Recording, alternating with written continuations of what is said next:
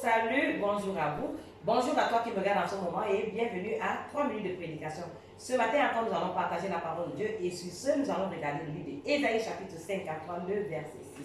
Dans le livre d'Ésaïe chapitre 53, le verset 6, il est dit que nous étions tous errants comme des brebis, chacun suivait sa propre voie et l'Éternel a fait retomber sur lui l'iniquité de nous tous. Oui.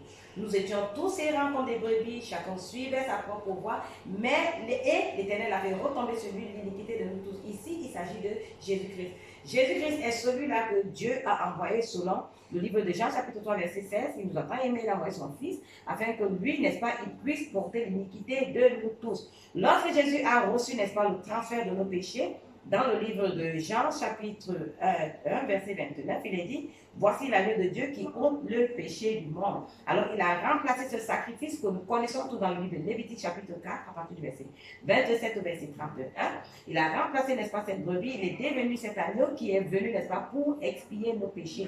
Au travers de la mort de Jésus-Christ, nos péchés ont été pardonnés. Et il pouvait dire sur la croix que tout est accompli. Alors, si jusqu'à maintenant, toi aussi, tu crois en Jésus-Christ, mais tu sais que tu es toujours un pauvre pécheur, tu sais que tu es toujours ce pécheur qui a besoin de demander chaque jour pardon à Dieu, qui a besoin, n'est-ce pas, de se repentir chaque jour pour ses péchés. Non, sache que Jésus-Christ nous dit dans le livre des Hébreux qu'il ne se souvient plus de nos péchés ni de nos iniquités. Et pourquoi?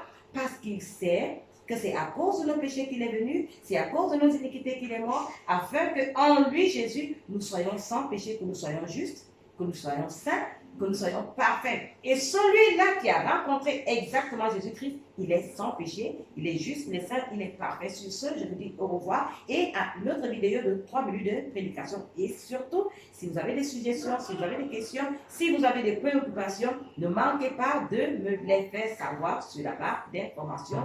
Merci.